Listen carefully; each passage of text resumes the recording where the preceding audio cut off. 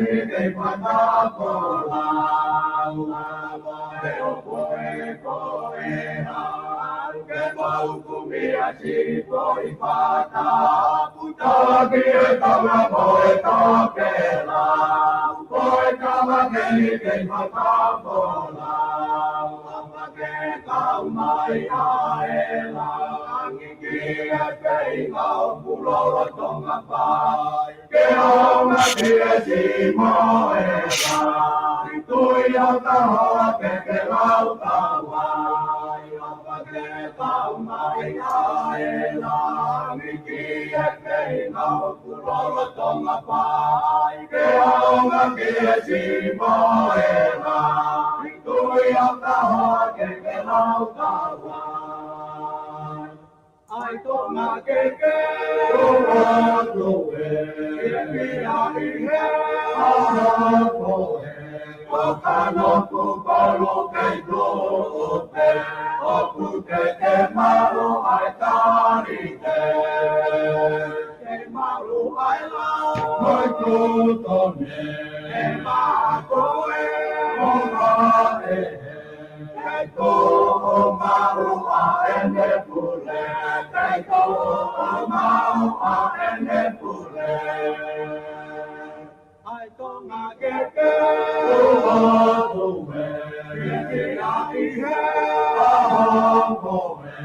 O kano kupalu kaito pe, o kukeke mau ai tarike. Kei maru ai lau.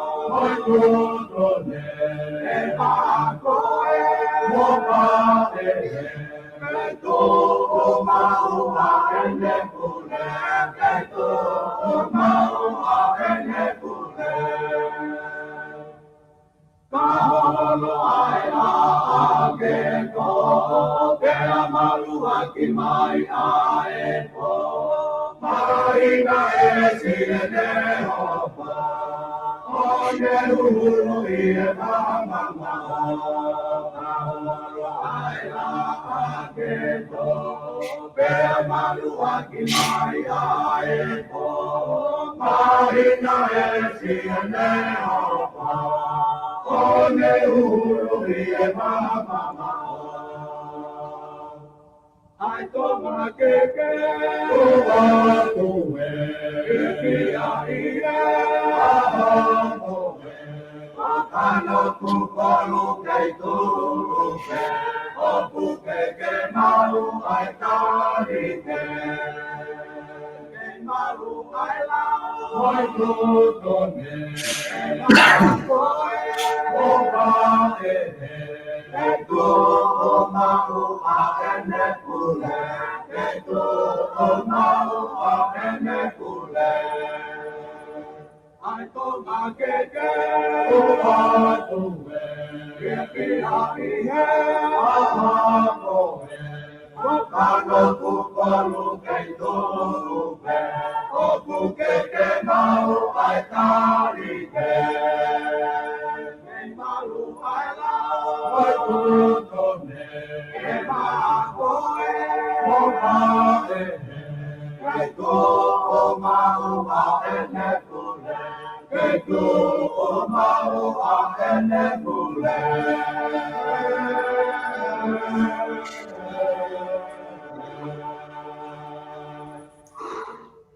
Ko kori ke hu whama I he tala malo e whanuaka mai ngā hei tala whatapu ko toa pek whatapu atu. Pea me he prokalamani ka ata mo e whainga maari e kuni. Ke whahoko adai ho mo prokalama ko ia. Whika wala pea mo e conservative common sense ai ko heni pea mo te vita kau ke ma whahoko atu e tau prokalama ko ia. Ke he wikeni pe ki a honi. Whatama peka inga kuongo le reia tu pe tau prokalama ka te kimoto ki a pini. Lawa ke te whanongoa mai ai proklama ko ni conservative common sense o ko whafoki mai I ahoni ke whahoko atu. Hawhatara noa ke a te vita kau I he ngahi isi ke he tēne tau te uwhare a rea whoki. Amana ke whae te uwhiri whoki I he wiki kahau. I tēne tēnā ko whiawhia whoki ke tātai rei te vita kau I he laine mai heni ke whahoko atu tau proklama kai ahoni. Te vita malo tau mau e ahoni. Mahalo mo e ngā lahi pēmi Amerikana mō whiawhia haki. te wita ki he ahoni. Solo, malo vito fai fatongia poto mo tau fonua me New Zealand. Ko mau tolo ni Amerikani mau mo ilere ipe ko ke lahi o pito pe ngahi mea koko he fonua lahini. Ka mau saipe mo family. O fa pe ulere ipe mo takai nga whanongo mai me hena ka ma murini pe ki tonga ke taki polokalama tua koene conservative common sense ka ko e whakalu fua whakafofa pito pe mauna fo muri ko e mea tau pe mahalu hoko he ni hoko he na ko e tau whekuki ai pe mo ngā aue mo e tau family ko e tauhi whanua, ko e tauhi lotu, ko e ngafa ke he kotoa pe mo ui, ko e ke ia hatoe mea ke. Au mau whaafofa pe mau nofo. Fia mau pe te whaavakai atu ke ta polokalambaka, ko e mea neo maari e solo. Ngalu pe kaimi hange ke toi holo ko ke te fuaki ke si mai. Na kueha whahinga mea kai a hena, tau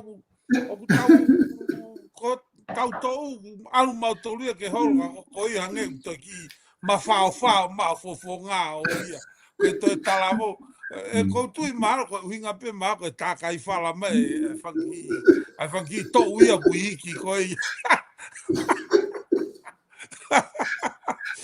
Giga go mea dau fia ma ke dai ni ku ne ku hange ko mea ko fa ai ko he ka kai te fine una fa ai ko na o mea ai pu kia pa wai me ai pe he o rere ya ke o kava e kita te holo kita me ta wona no ata to nim si mate me e ko ya ko ne mate pe asimate astoto nu o kai ke tu ki ai ko si ko hange ko te fu atarere au pito ma o ke to holo ko ke si it's a good thing, Solo. It's a good thing. You look good. Kau ni pui tala no ale rende da ku ke fai mai ko ni. No, you look good, Solo. You look good. That's what we are. Ko fai mari ko ke tau ma ngai fa. No, we're behind it. You look good. Malo te. Koe nai mo ke koe ni una o fa ke tu ta ma te ta ke ta polokalama. Una mana ko ko ke fa no ko polokalama. Una tala mai ko ku sai polokalama ko ni conservative common sense ko hinga e ku hanga pe ko ke mo fa tatari mo tala no amo mo tu pe ha we alo tu e mo ke hu ya tu foki ka mo wa ke mo tala mai. Ko nga ka tau si o foki ko nga ku hanga ka nga palapare ma ko nga ko lao ma ko lao ke tataki ki tau to ka ko mo tu wa ki mai mo wa ia a common sense ke ai pe ta wa mai lelei o tataki ki tau to ko mau fe eke atu ka te vita ko fe he lao mo common sense na ola ki o mai ka tau to fa hinga tangata ke tau ngawe aki pe ko nga ko fe le ka ta pa e fe pa ki lao mo common sense ko hare me te tau ngawe aki ko ki au te ta ton pe ke tu ko pe ka te ko tu nga ke Mari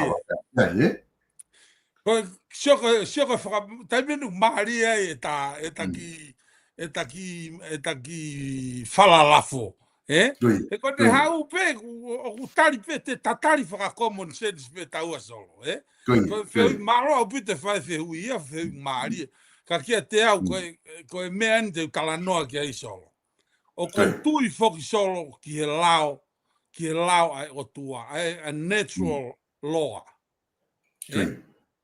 ko natula o kua ere me sa ni si pui ange pe mo poto mo havavanga faiva talanga o kua ere sa ni si kui ko functional mathematic of life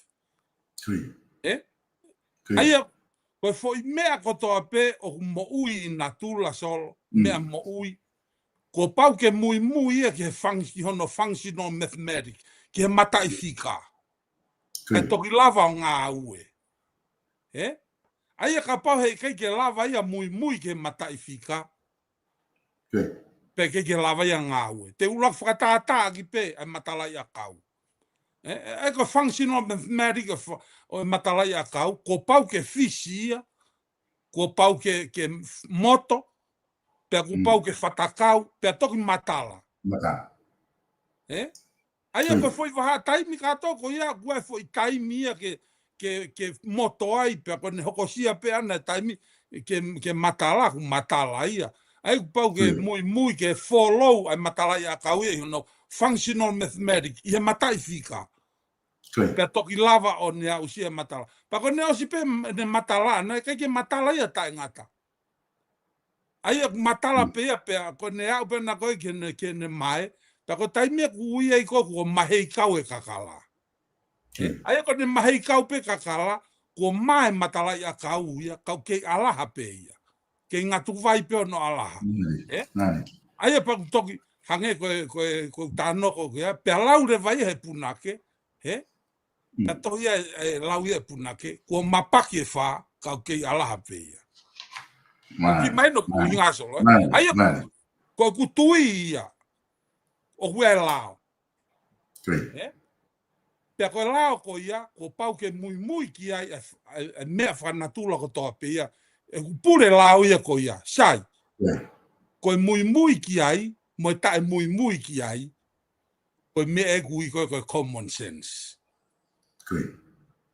I he kuosi lava pe he common sense o talamai, koe fou ngā en, ka pati ke muy ki ai te ke ausia. Pakapa he kai tike muy koe ki ai, he kai tike ausia ia. Ai koe mea rewa e tangata mo uia ki a te au mo mea. O ko se o mai lao ia. Te kai koe lao ko toa pe ia, koe lao sai. Ai koe lao ia koe political, hange koe tau mea koe political issue, ngai mea wha politikare. Ko no lao wha politikare ana ia, koe whau pe ia he tangata. Ka ku whau e lao o whakatatau ke common sense ke lava ofi ke lao ko natula. He koe lao ia natula, koe lao ia sihova, pe aku tolonga ia, pe aku taengata ia. Hange koe ni, every good things must come up to an end. Ko definition ia koe ke foi, ke functional mathematics of life. Every good things must come up to an end. But while we have it, you have to enjoy it. Hange ko ta whakahua koe. Lo tonga koe na kei tangi kakala, but to enjoy it e mo ui, he whatangata. There's gonna be one day, so everything is gonna come up to an end. Koe lao ia natula. Ka hange ko ki whamatala, so I think it's e loloto ia pa kako common sense it's a very good things to have. He ko inga te lava e kita o whakaofi. Ai common sense hangepe ko lave ta ki programa ki mua atu. O ku wā ofi au pito ai konsenisia tangata pe mo lau maari e mama kalaisi. Ofi au pito.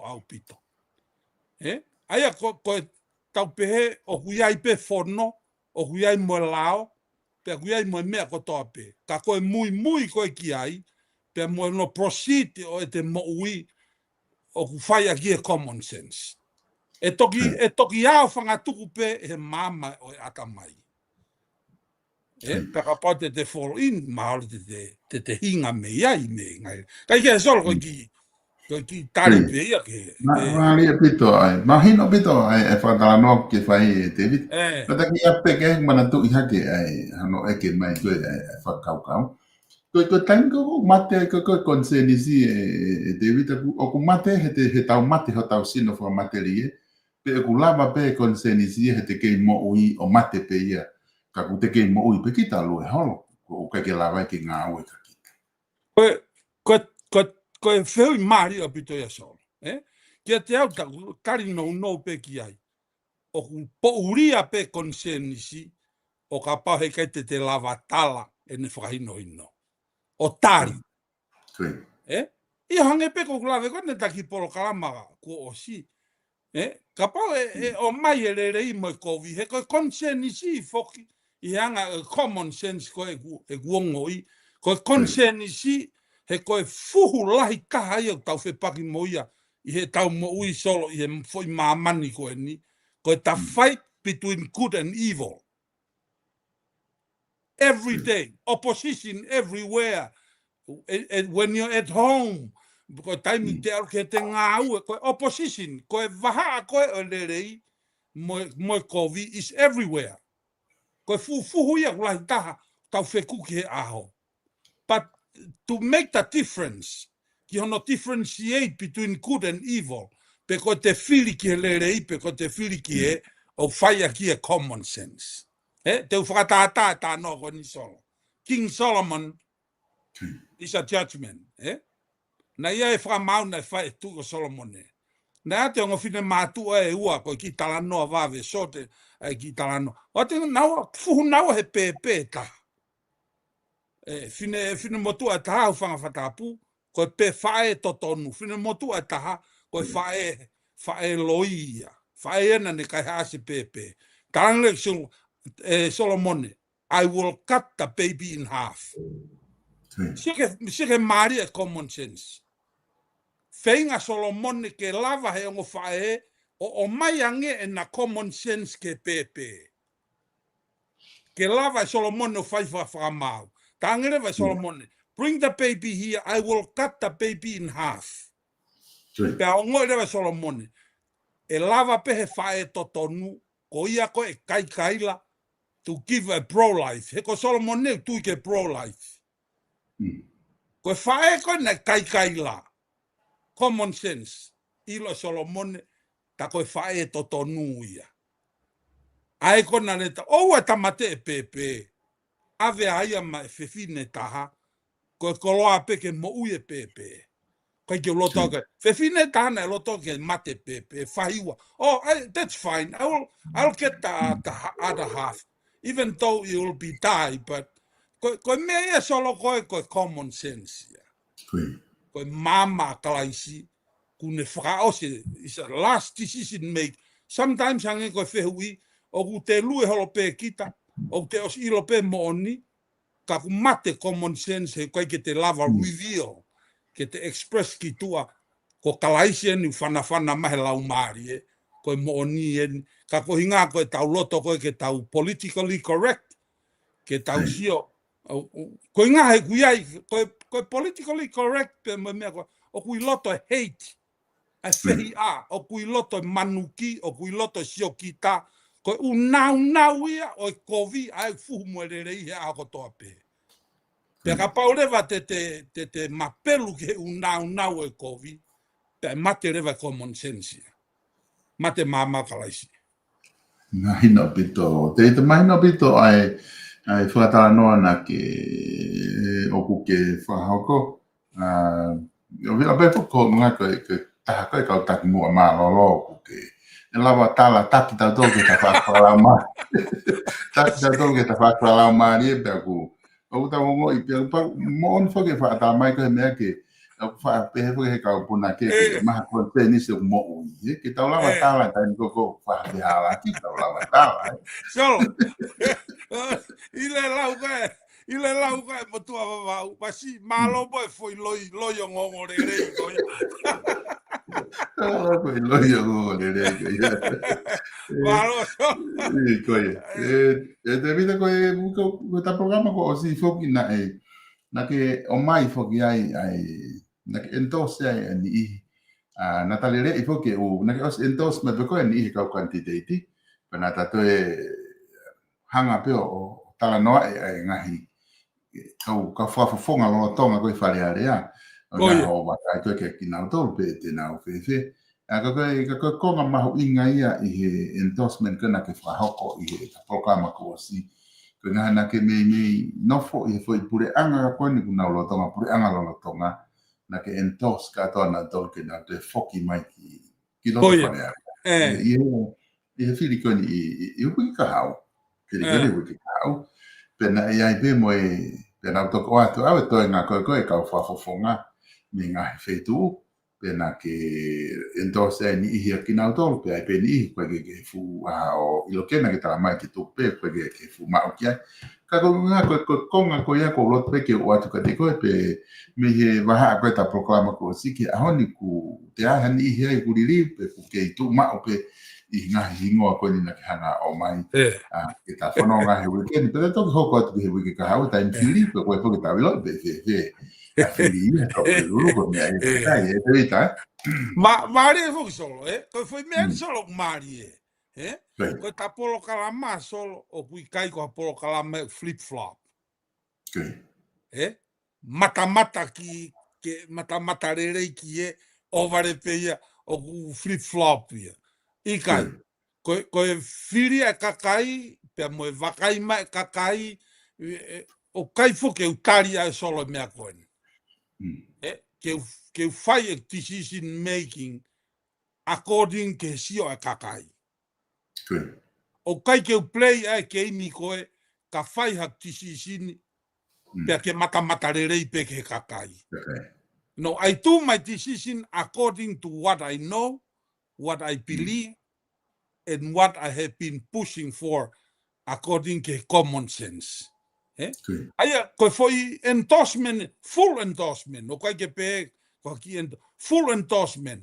Ka ko menu mari ta solo endorsement e common sense. Ko pureanga ko ni o kai ke ha pureanga ia hawa. Ka ko me ko piki na ko piki ta endorsement me ko ni. Unity, teamwork. Pe mo foi me frasa ni si ko momentum. Pe ko momentum.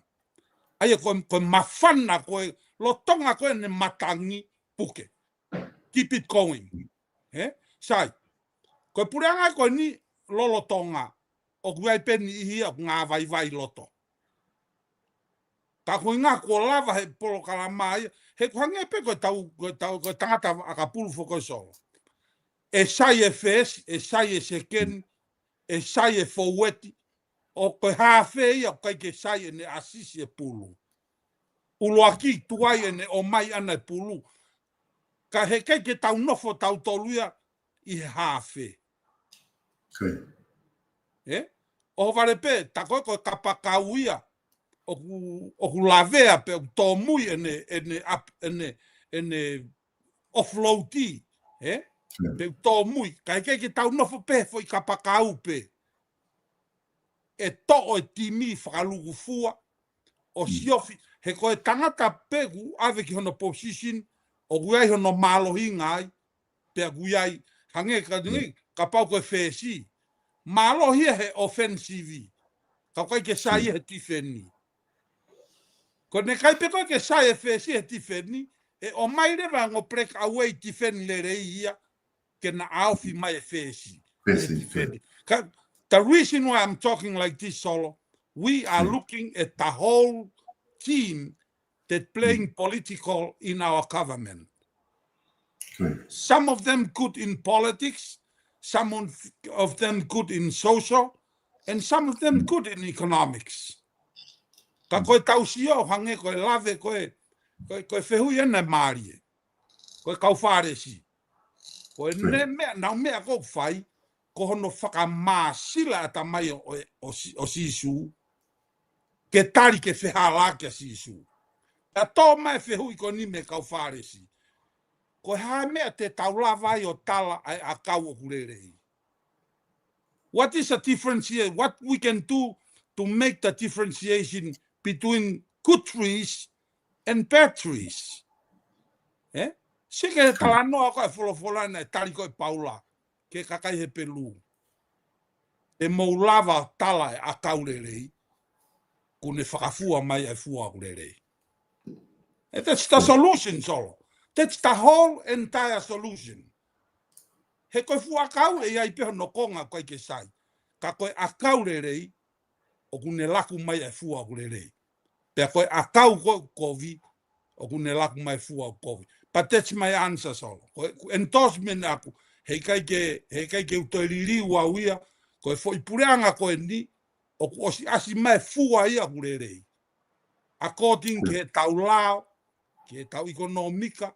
ke tau social issue pe mo ngau e whakalufua e whanua ko unity hangepe ko foi mea ko tolgana unity teamwork pe mo puke momentum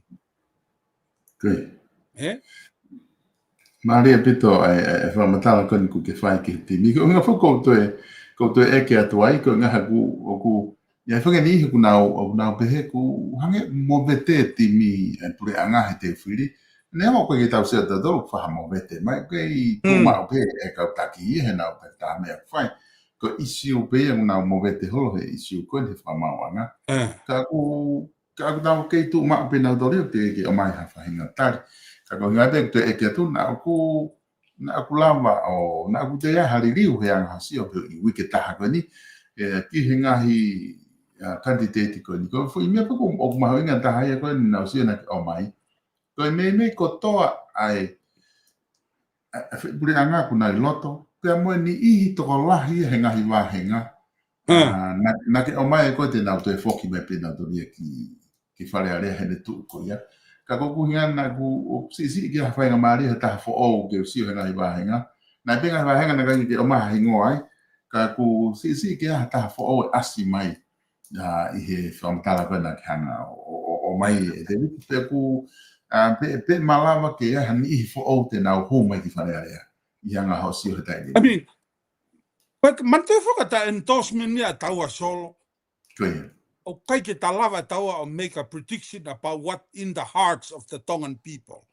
Hei kai ke hata o Solomone toko ta nau e ke poto ko Solomone na talange mea pe ua kai ke lava ilo he common sense. Ko loto e tangata pe mo aluanga manpuna pe mo hi ata. Ko foi mea ko mea ko ki whakafuofua. Ki whakafuofua. O kuiai pe ko whakafuofua na taua o kuiai. Ko ia mo i kai ko e kakai ki e nau kandidate ko mea pe e kakai. Pa ko mea ni ko e ka tautolu ko ni. Ko pau pe ke tautari e tautolu whatever cost. He ko inga he ko lao ia ko ni stu tone ko pau ke vote ko hiki ni mape. Put your hands up. Te hao whakafufonga ko ia. Ko e te tari, mo e tari, ko e mea ia ata. Ka ko pau ke tautari, ko e hae ola e whiri, pau pe ke tautari e tautolu. Ko inga he ko e mea ia e kakai, ko e tau mea pea tautolu whai olo, ko hange fuke tatalanoa ta solo. Ko e lau ko e lea tonga. Hange ha te laku maka whai ki e moana. Me ko e te manako maka whai ki tofua. Ko e whakafuafua pe aki e ngahi taukei pe mo ngahi visione whakafoi tui pe mo ngahi amanaki ka ko e wakai pe ki ai ka ko hape ola ia e mau pa ko paurewa ke tau mafuri ko ne lava pe ko e ola mau ko paurewa ke tau mafuri ka tau whanonga mo nihi ko whiri mai he ko pau pe ke tau tari e tau tolu Koe konga whakeni tau hanga whake te whiri ai koe toa te ngahi lau asi. Tu te wei kaha o pe ta awhi ai e kempeini. Pure lulu, takaha mālolo ai o whakamokomoko. Te whiri pe. Tuange ata mai hanga ko lau koe e kau kawa tonga. Tuko ano sisina ata mai kakai ka tuange nau whie maari. Koe ngā ke nau ki tangutu o mokomoko le rei. Toa pure lulu pe kamata rewa whiri. Koe ngā ke kau kaki te. Koe ngā ni e taha maari. Ku mensin mai ene whamanatu mai e rosika au ke o i hene tohi. Koe ngā iang maari. Koe ngā nau toki whanonga pe ne nai he whai whaake eke koe ni. E he le teo 581 pi ai taha kau nobele baia. Pena ne hanga e ia o mensin ni ai ko si mau e whai kantiteti e ua kau nobele ki he Filiparemia. Koe. Mate, o tau kei whakakau atu futatu, tau kei talanoa tatu i he volo ulua ki. Koe whiri ki whare area, ke nau hu ki whare area. Koe ku o si li me lai pere ai e kau hoi ki o mai, o ku o se nau kantiteti pare mia ua, ai ko no pere tui wakano, pia mono pere whawhanua. Ai Oia. pia mo tangata lele ien, pia mono pere lele apito eni, i ngā aue ko ngā pia he nau, ngā aue na nau whako, na asokoa tui wakano ko he paremia tonga, i he osi te koe tau wiriu, ko no pere whawhanua, ko sea lolo tonga i e wharearea, o koe kia aha pare mai i he no pere he tia tu. O te whanau ni a koe so, maari e tamai. Maari e tamai re tio alo siki. Koe, ka koku atu koe ngā koe ha ho o wakai ki ai, i ho sio ki ai ku hiki tala noa dai ni mea kau no pere na o si, wana hanga ko lau ka mea kuna one step ahead na to he dai ni. Te fuli pare area da doka na, te fuli pare mia na to. Sige maari e. Solo. Koe loi, foi mea pe ua matui koe tau nofo muri o ku pui ange pehe, koe ke pehe tō lalo a tonga. Koe tau nofo koe ni muri ni hange koe mau whoko utua me Amerika ni. Koe fufonua lahi taha ni o e kare. Kau whaia te ki tala noa maari e koe ni solo. Whau e tui ua, sa supo ua. Ai antema. Mau hiwa i mau pei a tere. O hui e antema koe alamoti. Mau fifili mau toluia i kolisi. O koe ki hare atonga koe alamoti. Koe alamoti. Pea mau whai pe hiwa aia. Toki hangarewa he punake. Ta koe alamoti. Na ngāua ke kunsalote u principal whakamuri a Shakespeare. Aia ke whao e taanga. Uruaki koe metaphor. Koe lawe i pe koe solo. Koe uaki ai koe personification. Ko hono tolu koe simili. Pea whakao si lewa ke he rhyme and rhythm. Aia koe rhyme and rhythm hangeha mau. Koe fo i mea na ngāue aki. Na ngāue aki e kunsalote. Pea to mai misi iongi o ngāue aki. Ai foi principal. Aia kono tonga nice pe ona ia o erea muri. Ai kono tonga nice. O kai kia foi rea whakatonga ia koe alamoti. Ka kono tonga nice pe ona whakatonga uruaki o kuongo fo ou. Ki he kau whanongo. Kono uaki ai, hange mata rere iange ne hu mai. Hange ko ni whatata ko ni. Whau misiongi e foi taanga na e pehe. Koe evenui o e hala tu poulahi. Koe ki harea tonga ko evenui. Ta koe no tonga nice pe ona foi rea koe ko avenue. Ki mai no kui ngā solo. Foi mea tatau pena e whau ko he sa supoua. Koe alamoti, ta koe no tonga nice pena foi rea koe almighty. Ko si hova ia. Pea toki hangarewa e sa supoua ti whaine foi rea ene taanga. Koe almighty, koe mawheia, pea moe ao niu. Pea tō meirewa e sa supoua e foi niu koe tua, koe awhia ki laku koe sa e whare tonga. Pea koe foi niu ia takai he mata tulu. Koe foi niu ia kui koe ao niu ia. Ai koe foi niu ia kune puke, kune ao niu ai sa e whare tonga puke mea ko toa pe. Pea ne whakahingoa ki rewa ai almighty koe ao niu ia. Koe mawheia ai mea ko toa pe. Ilo ki whakotu koe na ku o mai e solo. Ko tala whai koe i tā noa solo ke tari e foi whehu koe na losiki. Ilo whai whakotu koe na ku o mai he hou eiki. Ko no tari en solo. Ko si hova, koe ao niu, pea moe mawheia ai mea ko toa pe. Ki maare solo tari e. Maare tari pate, maare pare solo. Ko hai wera hu mai ai ao niu, moe mawheia ai mea ko toa pe.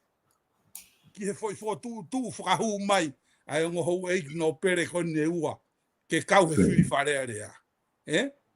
Te tau toki mau katoa pe tarika, koe tari andi ki ai solo. Kai kia ilo ia a koe no pere whiri he tui. Ko hutari ko ki ai. O tonga na faluku e king shastu po ulaki e falunkunga kere I hono tau kupu o neri ia ki langi. Kane hai rewa mo moto whakatalu ke konistu tona e whonua. Tu he sila, koe otua, pea motonga, koe tofi aia. Koe mea ko toa pe, e fou ia, hange pe ko kulau, ko sihova, koe ao niu, mo e mawhea. Foi niu ia koe kune ao e mea ko toa pe, o ilo pe, sihova ia, foi mea koe na whai kia fo tutu. Kau katari wha politikare au ki ai solo, te tau loa tau to. Maria ate common sense. Common sense I hono tari koe. Epa ko manatu ki he tala noa ku ke whai. He kuta wanga ki pe hono tonga nai se urea. Urea whaparangi ka taen pego koe ke mawai. A kuta wanga rewa o tonga nai se ko manatu whoki e David. Malolo te hina pe na tanu I he provo symmetry. Bawa o hiki ni ki foi hiva ke whamanatu koe I whakalau noa pe hono hoa ki ai he naka ke wha amanaki. Naka ke wha amanaki ta mani na wha puke ke ne. Te koe, e hawa tu koe whakalau noa ki ai ko whi ono whakaukau pe e ui e provo symmetry koe ha. Pe au tohi pe au ia polovo symmeturi. Kei te solo, uluaki en solo. Goia. It make a difference. Goia. Sounds good. Ongo rerei, hange uongo rerei. Pe hange te ki o ngoi, o ku ke heia mea toi mea. Te whanonga atu he rea. He whakamata tametisi. Rea maari, e whakatapu maari e masi he kātoanga. He ku te whanonga te whakatapu. Tapu pe moe ala maite o e kilua. Pea te toki nofo waku ulu e kakai pe mo. Ko he ala maite. Koe ki hange, koe ala moti ia, koe almighty, koe no tonga naisi pe ona ia. Kai ki furi hi mahe ni hia. Ka pupe moe ala maite. Kako sihova pe ia so. Kako uifo atu, o uifo. Kono moni o uifo ke whanongo. Koe ka venga fungi na ta kamata tala noa ki ai. Pe kulahi fungi ta tala noa ki ngahi ka venga fa ekonomika. Koia. Ekonomika, mahu inga fo. Pea na ta o stala noa pe taua ki he ngahi ui koe ni ku whai. O au koe ni na ki tala noa ke he taka paokama koe ni whamui mui. Ki he ui koe ki whakatau atai na I tau tolu wha ekonomika. Ni he tu I ponua. Koe ui mahu inga fo kia ki he whiri I he wike ka hau. Koe ngā ki he kotui mahalo ku o si hange koe na tala noa ki ai ku o si awhio I pehe tu I ko o si lava ngahi liriu, ngahi whakarerei wha politikare, ngahi tawhaaki ko ia. O si lahi a pida ngahi mea ku hange koe whakarea ni o mai ngahi whakaukau to ki whakatemo kāla tiangi. Koia. Liriu ngahi mea pehe. Pea ku ne ui lewa ke whai whakarerei ke whai ngahi whakarerei whaka ekonomika. Ke lava ke whatau ataina ki tau toko olo tupo ke taki iafe mai ki he konga ko ia Malo au pito solo, ke nofo ho whakakaukau. Pau whiunga pe mo polo kalama, he ke fuoloa o tau kei hono talanoa mo ni tola.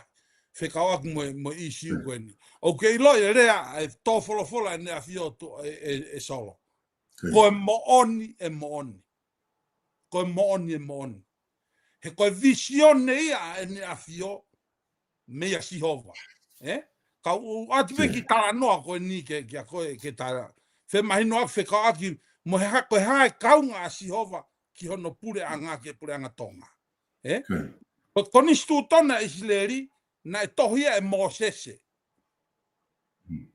Na e tohia e Mosese makatuunga mehe ne visione ki a sihova e whakaha e sihova e whono ko ia ke tohia e Mosese. Sai, koe mea ni kumari he whono he konistu tona Isileri. Na e tohia lo tonga ai fu tohi koe. Koe fu tohi koe gui koe Exodus.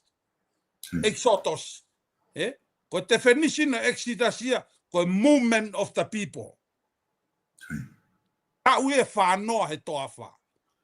Pea koe konistu tone na e tohia while the people of Israelites live in bondage. No for whainga tā ia I he toa wha, I he tae whanoa, pia tohi e koni stu tone. Ko uhinga e koni stu tone, na e tohi e Sihova mo Mosese. Ke hanga he koni stu tone, o whakatau a tā inai a Isileri, me he nofo pōpula. I mai no kui ngā solo. Sai, ka tau ki taki veteki si pe solo. Koe whono uluaki. Ai koe nima koe uluaki ke nima. O tala no a tā tāpe ko ni sūtone mo lao Isileri. Ki he waha o Sihova pe mohono kakai. Ai koe tahui waha. Tahui waha pe kakai mohono o tua. Pe koe nima koe ki lalo. Ufanga whakatapu. Koe tauhi e waha o e tangata, pia mo e tangata Isileri. Tangata Isileri ke tangata Isileri. E koe ni maulua ki kawai, oa nā ke toi ngahui ha o tua kehe ke ua ki au. Whekahango fulu, pia au hifo koe ke ngai whekau koe ni maki lalo. Oa nā ke kaihaa, oa nā ke manu ke koloha kau ngā api. E koe konistu tone mo e lao e kakai, ke whakatau ataina ia ke kakai, waha a mohono o tua, waha a mohono kau ngā api, I nau nofo whainga tā ia. Sai, tō wholofola rewa e ne awhio, tā mahe ne awhio. Ko konistu toni fo o wen, ya mo whakaha whakamui taha ni ko mau mea Sihova, ke o atu kia ki mautole pure anga. We need a economic freedom. Ya koe whakakaukau ene common sense all. In order to have an economic freedom, we must have an economic revolution. O kui kai koha economic remodel. Pe koha economic rebuild. It's an economic revolution. Ke ne whetongi a economica motua. Ulua ki solo, ko ile tau economica motua e tau sise, hen kaf tau toluia, I he whainga polo kalama koe ni I loa koe socialist na tatalanoa ki ai uluaki. Koe tau economic policy na mei undermine ia I he socialist. Pe koe socialism. O fie mau ia ke revolutionize tau economica tau toluia in order to have an economic freedom. Ko pau ke tau have an economic revolution. Ke tau ki mawahe me socialism, pe koe socialist, ke tau hau ke capitalism. He koe capitalism te ne lava o pro e revenue koe whanua. Ke lava he revenue koe whanua o support e ne patiseti, pe lava e pure anga o ngā au e mahono kakai, kau kai koe kakai e ngā au e ma e pure anga. He koe huinga o ko propose ia e ta noa a small government solo. Na ta noa fo ki mu at solo ki whakakaukau koe ne tolu. Uluaki, kono stop the Chinese from invading our island. He impeki whaekonomika ia. Kono ua ki ai, kono enforce a culture e whanua ke pipiki ke moto koe o kodistu tone na e whau e tonga e tui. Koe o tua motonga ko tau tofu. Koe culture e whanua. Koe o tua motonga. Ko whaia e tau hi waha. Whaia e tau ngā ue. Whaia e tau mea. Kono tolu ki ai. Ko hono realignment e tau economic policy. O koe u mea he economic policy o whia mau e ke realignment. Ko inga ka tau lava o mauha economic revolution ke ne lava free tau tolu pe me he bondage ko ni tau no moa fa economica. He ko economica ko ni tau palapare mai solo. A economica whakawhalala. Okay, ko inga tala noa ke socialism, So ke palapare ma ko ni hoko I Amerikani. Huma Soren Mamdani in New York. Ai ko pike city financial city a mamani. O hoko ia ko meia he taimin. So ko na hu mai pe socialism. Ai na tatala no fo uluaki. Ko socialism is far to the left. Ko ne osi pe ko socialism ia pe hoko rewa ai communism. Ai ko socialism ia o me ke mau tai totong no for free pe ku drop rewa ki lalo quality of life. He ko inga he na no for pe tangi kai pe. Ai ku tari ofa pe me langi ai kakai e fonua. Ko na no for pe tari ofa pe me langi. Pe ka pau rewa e kai ke hato ofa me langi. Mahai e fonua. Ko foi me ai ton ke mava he me ia tonga. Ko tau ekonomika he kai ke tau no tau o whakawhalala ke whamiri muri. He kai ke tau no whakawhalala ke ngai ofa me pureanga muri. Maui ngā pē nau ofa. Ka kua pau ke tau build as a capitalism.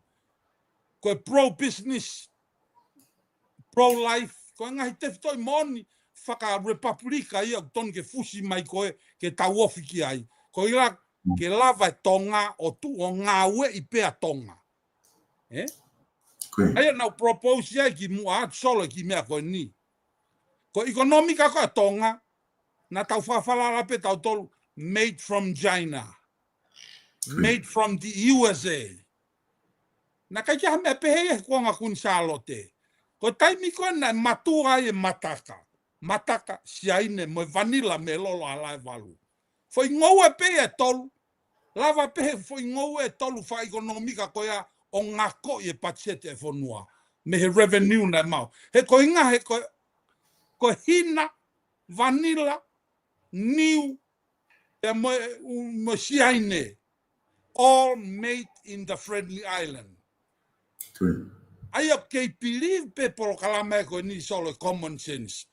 We need to make Tonga, make in the Friendly Island. O te tauta rely made from China, made from the USA. We need ke tau whakafoki mai e revolutionize o ekonomika made in the Friendly Island. Kai ke solo ko ki konga pia taha ko tokoni ate he tatano. Ko economic freedom mia ko principle whaka-conservative ia. He kai ke lava tangata ia to whakawhala. Whalala pe tangata tonga ki hono nima pe ona. Pe ko ile taimi ko o atu e tokoni mei muri. Me ngai family mei muri solo. Ko toi keresi ia kuri whaki foi olunga. Imagine kapai o atu e tokoni maha e kato. O atu tokoni ia o ki mahi ki ake pe me takere kato. Fefere wakapa ate tokoni ku o si fonu pe hu kato ia e solo. Ko ne ala tu tokoni ku o si fonu fa ekonomika fu kato tonga. Men. Hange ka lau ka motu avava usi awe we. Ko toi mahua i pe fu mea mau he fonua. Ka pau te na ngā ue i pe kato fonu pe i tonga. Ko aloa tu koe u tokoni, to hiri hifo i o lunga ai. Ka kwange pe ko tatano i proklama ko si solo. Ko ne lava pe kakai o ma opo o feau e nau fie mau whakapaanga. Makangi folau ia pure anga solo. Ka ko me ko pore taki atua ta proklama. He ku maari e whuke whakau an ko ku ki hanga o mai he ko whehu i whoki o whia mau ke whehu ki tau kau taki na hu ki wharearea ko hae nau palani ke ne malawa ke nau hu mui ki wharearea ke ne malawa o whatau atai na i whaka ekonomika ekonomika whanua solo whanau mai solo me pango pe koe ke ukawa campaign e kau whakafofonga. Ilo solo te kia ke whanonga whakafofonga o kuei hano loto. Ke ne he aki mai fo i rea. Tau ka hu ki wharea rea. Te taofia si aina me hono invasion e tau ekonomika. Te kia solo kou ni mai ki langi. Hala kou whakamau na whanonga whakafofonga o kuei hano loto. I have guts to go into the parliament, to the Congress of the kingdom, but they hanga taofia siaina from invading our island. He whanau me ka tate palapalima solo.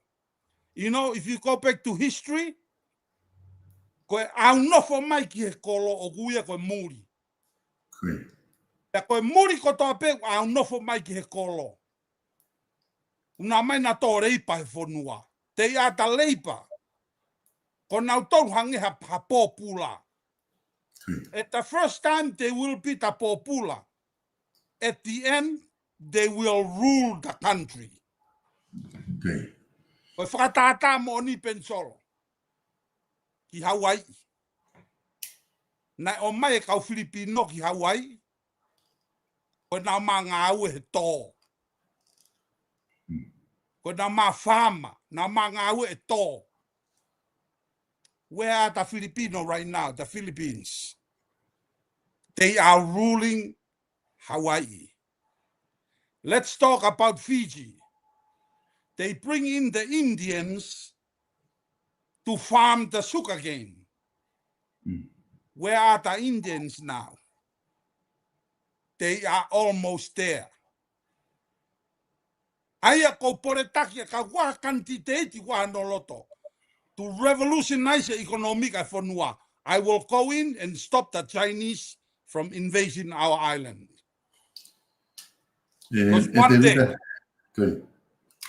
Te vita koe tala no maari e na ku whanongo ai pe me taha kau kantiteti I wawa taha nima, tom whapae.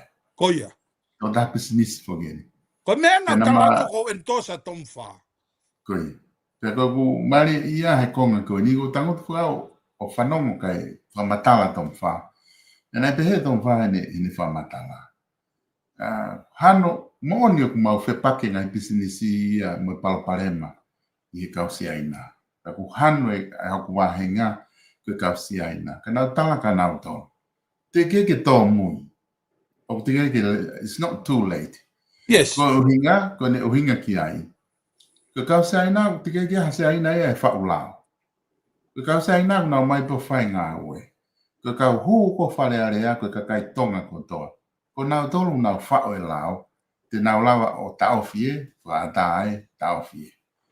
It's not too late here if I kau. Who akakai kau whakau ki ane whiang ko mōni tama. Kai ke solo foki ko tatala noa ke hai ke whakaha ko whai e siova ke tui. Tonga need a freedom, economic freedom. So to unlock the economic freedom, o ku yai u mea lalahi e loto hange ko tāno kon to the Chinese. He ko nau hu mai kon ki loto, even though they will be slaves now. Hange ko lawa tom wha. It's predictable. They will rule the country. Tapahe ka ki whātokang ke isiu koni. Ta nau whakamau ke aha kantiteiti te he aki mai a isiu koni. Ke iai hano loto. Aia koe mea eua hau ke whakaukau. Some of the candidates, they know the Chinese will buy them under the table. Hange pe ko tata anoa whakamea. Naka mantu solo taki polokalampe ki mo atu nau tala noa atu ke Trojan horse. He? Whia mauia ke tauwhi. He? Ai foi mea kou tata. Kai ke? Ko anga fa ko mai me ta solo ko tala no ki ai. Ko fliti kon e fu kanoloto e tau ekonomika ki muri. Ai ko nata mention fo ke ta proposal ko tau ko no fo ko tonga. Ai ko na la ke pe ko wanoa. Puri e ko ngalahi e population ni. Me he wanoa ai ke ni mangofu. Ai ko fu ko ekonomika ko fu kano loto ia economica tonga o nau fliti nau tolu ki muri ke tori, which is okay o sai pe ia ko me ia fai ka ko hai ku ne replace mai nau tolu solo ta ki sio ange ko nau foi move ko foi kepi ko ia ta puni mai si aina sai so ko no fai to on solo okay ila fanki family fo o ko ni tonga. He? Whanau ke lai taha. He? Hu whanga pe whatapu. He? Ai e whanau ke hangi ha misiu tani. So, kono faito ene fleet e tau economica. He koe population no tonga decline. Sei. Ka koe manatui, koe resource mau inga taha i he whonua, i he economica. O kai koe lolo, o kui kai koe paanga, o kui kai koe niu, o koe resource mau inga taha i he economica whonua, koe sino i tangata i whonua mo i whiwhine i whonua. Koe economica i whonua, koe resource i au mau inga taha. Taka paurewa fleet e economica i whonua ki he tori, a tonga. Pea decline lewa population ia. So, koe whehuire o pehe solo. What shall we do? Koe foi pore nia i common sense a taua solo. Ki he whanki kau mari fo ou. Ai ke taki fitu ki he tahaua. Ai whanau. Whanau ke hangi ha misinikani. Solo. Solo, kai koa utalano aku pehe koa whakatata. Ami ngari hua. Koe mea ia solo tene lava o toi whanau i mea economic freedom. Ka pau fleet e population e whanua, decline e population e whanua. Koe mari fo ou. Hanga he pure a ngā whau ha policy ki he meti kolo. Pea whakamalo hia whanki whaamiri ke nau whanau. Oa te nau mao e na tole mea koe ni gui koe hiri fia pe te nau mao kai e haa pe. O si common sense pe ke mātua koe nau whanau pe. O si automatiki pe nau lawa whainga koe haa le rei tate mautau i whanau. Ka koe foi proposal ia e common sense solo. Ko no tāpuni mai economica. Neongo e ki tau e wanoa pe ki tau e whiha. Ka toki lalahi kaure ka koe whanau ia honi. Ta taha taki hongo fulu mai whangi whamiri. Alu ki he lahi taha, ko ngā ke ne replace e kanoloto, mo structure, mo foundation, o economica e whanua, ko sino i mo tangata i whewhine whanua. Ko propose ria ki whaito e whai mea koe asolo. Sige, uhanga foke Devita foi solution go ki ave ek do donu ke kapana lea mai e ka fa e to tu mo me me ta mai ki no ki ui ko ke fai ke ga te na tara mai ke hanga como conservative common sense o for tu uma solution fai nga ta na mai foi solution fai ngo fu ko si so ke ma ta ko fu solo kapate taki tala noa solo ki he rei o whanau. O ke os mea i pe koe solo. Ko solution ia a tapolo kalama solo. Ila economica whanua, ko taimi kou decline ia population ni. He kai ke lava he decline ia population ni o whanau i maha economica o soliti. He ko ngā uruaki, a ia fleet e tau kakai, ki he tori, pēk nau o mai e paanga mei muri o tokoni. Ka ko hai tene replace nau tolu i tonga. Aia ko kore e ia, ko kore ke whanki whaamiri. Pēk kai ko ngā kore ke tai tokanga ke pureanga. Hanga he pureanga o ngā ue ke revenue e whanua, ke whakotūtū ha polo kalama, ke tokoni hange ko ni. Ko whaamiri pēku o tokohongo fulu e nakaureka. Whengai ha polo kalama ko ne au ngai e paanga. Whengai ha polo kalama ke support aki. Ai ko whaamiri pēku ova ho whanau he tokohongo fulu. E ia e tokoni e pureanga makehe. Ki he whaamiri ko ia. Ke whengai kaureka ke tokanga ke nau mo rei. Mo ako rei. Pea nau tupu hake o hoko ko tangata i whanua rei. Ko umea ia e pureanga ko tonu ke whai. Pea ka pau te nau whakakauka e foi mea ko ia. Masi solo, e toe te voloange, he? Hanga ko ni, alato e kau muri, he? Kai whala mai ke kau muri mo mea, ke whanau i uluaki, tupu me kau mo e ko whaunga pē taha no whakafoki mai, o e culture pe mo mea ko toa. Whanau ke toko lai, ai, hange ha whana misini ka ni lau kai motua rei mātua. Ai e whanau ke hange ha lulu tawa. Ko tuunga ko o ke to tiko ko solo ba fa economic. Solo ba fa economic. O ngani hange ko pe ko whanau i kai. Ko resource mantu solo ko no revolutionise economica. We need somebody to work. Si, koe moni tama anektoni, tama anektoni. Too late a bit of if kau te vita ki takau whanongo, ko takau whanongo ta programa kuna osi, a bit of the onga ke na te lama na tolo foki ki mea ko ya. Ai ko toenga ben ko kau mari fo o ben ta o fa ke ya o ke fe programa ka na to uhinga ke solution. Ta va usai ke tata no whakahua solo, Koe maari ato e palahami. Koi. Koe whedi hia, pe heku si malolo te hoa pe ko motua, ka pe ko ni mangofuru, koe maari e fwe tano e palahami. Koi. A e palahami e koe ki whanau ia. Pe whakao whai are wa se lai e ia e palahami. Tange se lai ka e palahami. E palahami. Koe ha e whai koe ki ata whanau. Tange e palahami, tange e whanau. Ave ate se vaniti a se la, a heka a. Ai ko heka ane ki tau taha iwa. Awa ta heka a, ki e palahami. Koe ta tāno a hua ka koe tāno a mon. Ko inga ke whakatupu haa. Whakatupu rewa isi meeri o kei tau taha iwa pe heka a ka kua motua e palahami.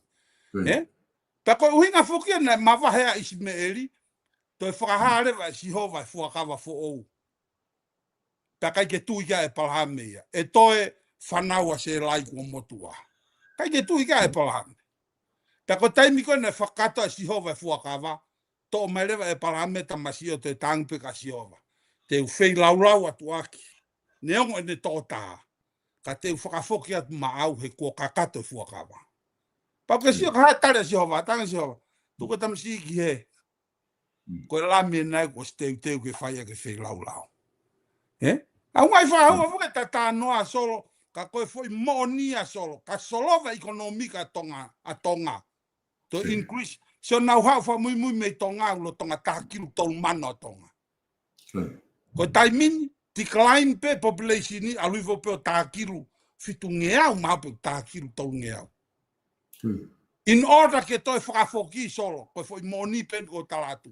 Fotu he pure ngā ki he whanki family fo ou, pe koe teu mari, enforce pe whau ha whanki polo kalama whakamanako ke whanau tau tupu, ke nau whau whamiri, ke nau mari nau whau whamiri, pe kai ke ngata he whau whamiri, tata whanau ke toko tahaua, Osi koe pa whau rewa maha polo kalama ke ne toko ni iaki, ai foi whakakau, ko ngā ka lava ekonomika tonga, o iai hakakai ngā au e tonga, ke nau ngā au e pure a ngā mo ekonomika e whanua. Ai ke solo, whakafoke. Te vita ka taki i whaosa nge whi whakaukau. Ko ngā tau whakaukau whaki se aina ke tau pehe ko se aina hoko i koe palaparema wha ekonomika. I ngai whakaukau la, te mau ke toa mai hame. Te reke kau mo matakari koe ni he whinga tau e tau. Whanau konu kumi i halona ngai hoa, ke nau mari ke kau se aina ke ngā ke lava ke mix te tau pema mari mai ke kau muri, kau pālangi, kau haa ke Koia. Whakatoko lai e, te vita tene lava peo ki solo waka palaparen wha ekonomi. E solo, Ki suki wawau.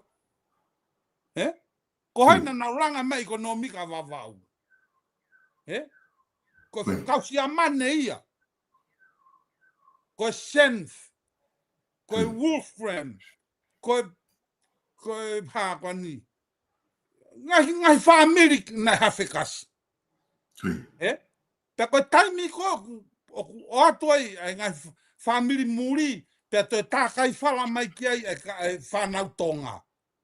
O to me tiki pe solo ai na tula ia mea koia. He koe mea whakamaman, he koe whakatu tāmaki o si ai nā solo.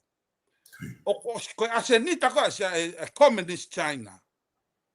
It's world dominance. World dominance. Kono whanau nou ia solo. O kui kai ko tonga pe ia solo.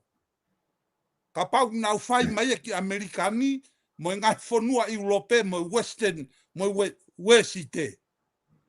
Ko tonga ko e motu solo. Whakahaori ia ke asenita si aina. Ko asenita ia si aina, ko ke toi loi. It's world dominance. Te nau kāketi ke nau dominate ia mamani in the next decade. Te koe me e whakatu tāmaki ia. pea o ku nau fu aggressive au pito nau tolu ki ai. Ai ko ki konga e ua tata no ke solo propose atu e ta polo kalama. Malo apito, David, kalau pe ko se tataimi, ka ko tu ku mahin apito kau fa economic ko ni mo solution ko ni lama kita ate conservative common sense ki kakai. Ku common sense ai pa matala kon. Ma to common sense solo common sense au pito. Common sense. Ko gato fu ke tani mi David de wat pe ke fa ma po mai kata toki mama ko we ke ka hau ko tu mahal de toki foki mai fa te. Ai ko to apure lulu ya motor. Hoi. Os foke fili he to apure lulu. Mahino ai ka quantity di he to apure lulu. Ai pa ko ne fala te ko ma to lulu ko mo to apure lulu ya motor. Te toki foki mai ai ke tasio ko hai ola e fili da wa ki ai. Te wat ke fa ma po mai David. Da toki mai. So malo pito ke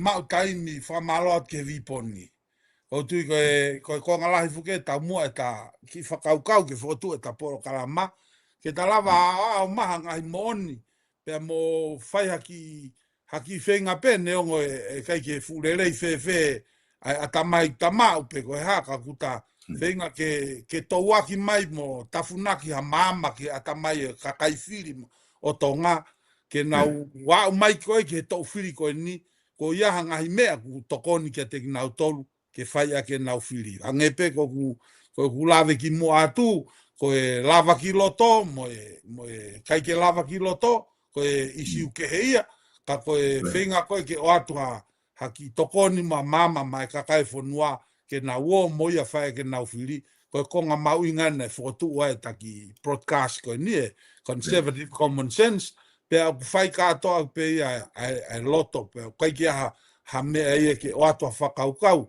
pe ku taku atu ko ngari fie poto me motu atu o koen ma ta polo kalama ka koe pou pe ki langa fonua pe mo tau hoko pe ko sotia ke tau maererei ko kau sotia ki tau tolu tau maererei lerei ko toa pe i tonga i amerikani i murini he common sense e tau ngoi pe ke tau hoko ko sotia o tau lerei ai ko famalo at ke vi poni mai polo kalama o ate famalo noa si famalo at ke matala folaukai ke kai nga fanongo to ape ko mo fanongo mai tal me kamata mai me sanuari e polo kalamani o mai ni ke fakaosinga polo kam fakaosi ko ni ta tok fai fili malo mo ke me mai ke fakakoloa mai e fanongo pe ko tu pe ku ya ngai be ni kai ke fakaholo nofo te kua e mangahi talanoa, whakaholo nofo pe whakaholo talanoa. Te ku mawhia i pe mosolo ke whakamalo at ke te motolu. Tatau ai pe ku hau pe mo e whakakaukau o e whehia pe ko e whakaukau e siokita. Pe ko e whakaukau kai kia whakaukau pe heia ki maua mosolo. O whaat ki he kau whanongo kotoa pe mo e mea mai e matanga e ke whonuaka mo e kau matalafo au kai. Ko e whakaosinga e ki awhanga tuku, ko e tala monu at ke kau whiri wharea rea kotoa pe. Pe mo e kau kanti teiti kotoa pe. Neongona e iai whakakaukau ke ni, ka kuate tala monu ke a teki mou tolu kotoa pe, ko e whakakaukau mou mau ke hu o hoko ko a kanti teiti, ko e whakakaukau kotoa pe, ke ngai mea kotoa pe ke tokoni mai whonua. Pe kuate tala monu a conservative common sense, ke kau whafofonga kotoa pe, me ngai tawha kotoa pe, mo whiri me iai, pe a whakaapaapat ki homo ngahi mooni, ko e anga whoki e tau nofo solo, ko e polo kalamani, o kai ke uhinga e tau tui ke tau hu mai ai ki tua, pe a tau whai ke ai pe o au ke tau mati. Ko e tau tui ke, ko e mea whakapolitikare pe ia. Ai e whakaosinga e aho, ko e whangai lupe pe la ke tohe aho, tau whoki ko toa pe o hoko ko e tonga ki tau tolu, pe a ko e whamiri, pe a ko e kāinga, pe a ko e kau ngā maheni, mo e kau ngā ue, mo e kau ngā wheo i a kalaisi. Mā e potu ko toa pe tau whelongo aki ai. O whaat ke kau kantiteit ko toa pe, mo e tala monu ka teki mo tolu, o fa peke mo ma o fri le rei mo fri fa fofa pe ka mo ka hopo ke mala e pe mo fai le rei taha ma e fonua pe mo ka kai e fonua ka ma ki tau tol hono ka to a falu fu ka to ko e fa fofa pe ko e frampi e pol kalaman ke fa tau ke pe mo to kon ga te tau tol hono ka to ko ha ki me le rei te tau ma ko fa mo at ka pa na ai ha a tu hua pe ko ha fainga polkampe ko harea na ngau e tatau o toki tua me hau fanga pe mo famore yang ki mau mo sol ko ya ape whakafotunga tupe e fia pe fai ko tope me ko tope i he loto hanga maari mo e tua ofa e ki atu revereva malanga tatau at sol malo Malo pito te vit fa malo atu he lava le rei koe ta proklama i honi